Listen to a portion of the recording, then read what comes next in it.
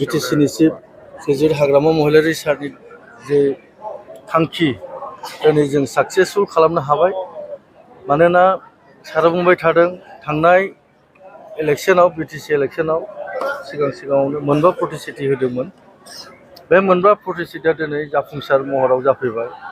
Land पाट्टा होनाय आरो बै जोंनि सेल्फ हेल्प ग्रुपनो फैसा होनाय, IBSनो होनाय बा इयुथफोरनो होनाय आरो जिहेतु जोङो मोनसे जोंनि दोलोआ जेब्लाबो मोनसे टारगेट लाबाय थाखाय जोंनि मानगोनां हाग्रामा सारा गावनि जे थांखि रायजो राजानो अननायखौ मोननानै रायजो राजानो होफिननांगौ बेखौ बिथाङा बारे बारे जेरावबो मेल मिथिङाव बुंबाय थायो।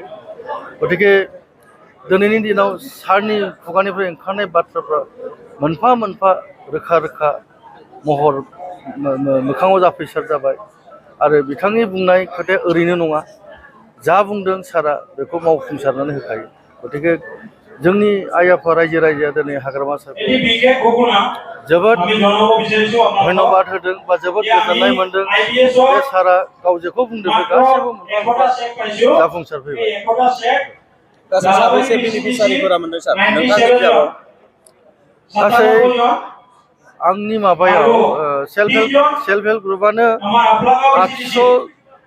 870टा खान दङ आरो IBS गोबां दङ आरो बै 2 लाख करि जे मोनदों बिसोरबो 100 जन दङ आरो सोरबाफोर मोनाखैब्ला बे 2 लाखखौ जोंनि सारा दाखालि बुंखाबाय जोंनि मानगोनां आसामनि chief minister doctor Hemant Biswa Sharma सारा बुंलांखादों जे 15,000 जन इयुथ्सफोरनो आरोबाव जों बे 2 लाखखौ होनाय जागोन। गतिके जोंनि हाग्रामा सारा बेखौ होखागोनखा। बे निस्सय नैबे इलेक्शननि उनावनो विधान सभा इलेक्शनावनो बे 2 लाखआ जाफोर मोनाखै थालांदों बिसोर गाब्रायनो नाङा। बिथांमोना बे बा फंबाय बिनानावमोना गासिबो फैसाखौ मोनफिनजोबगोन बा मोनजोबगोन। बे एसेम्बलि बिसायख'थि जोबनायनि उनाव जिहेतु नोंथाङा एम मोनोबा माबायदि खामानि मावगोन नोंथांनि बिजाबाव? मोनसे खोथाया बे क्लियार आंनि थाखाय एम मोनबाल' जे खामानि मावनांगौ बे नङा। खामानि आं दाबो मावगासिनो दं। हाग्रामा सारा आंनो जोबोद गिलिर दायित्व होदों। MCLAआबो मोनसे फिसा दायित्व नङा, जोबोद गिदिर दायित्व। दिनै आंनो सारा EM जेरखम दायित्व मोननानै मावगासिनो थिग एखे धरननि सारा MCLA हिसाबै आंनो गोबां दायित्व होनानै दङ। आं बेखौ मावगासिनो दं। जे EM मोनबाल' जे मावथारनांगौ बे नङा।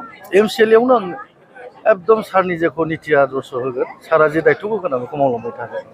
आरो जुदि गमामायैनो सारा आंनो अननानै होमारोब्ला बे दायित्वखौ आं लागोन आरो बेखौ आङो आरो साबसिन हामसिन आं मावनो नाजागोन।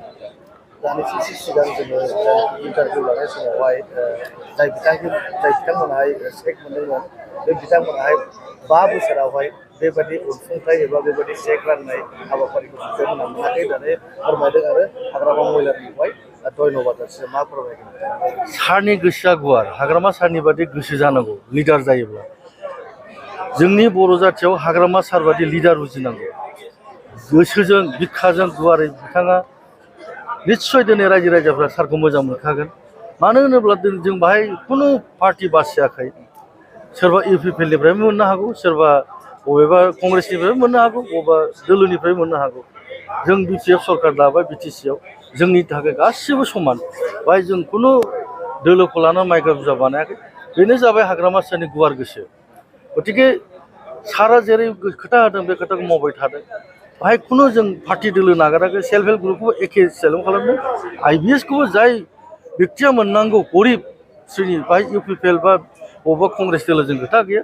जों बेखौ राननानै होजोबो। बे जाहैबाय हाग्रामा सारनि निर्देश आरो हाग्रामा सारनि साननाय हनाय।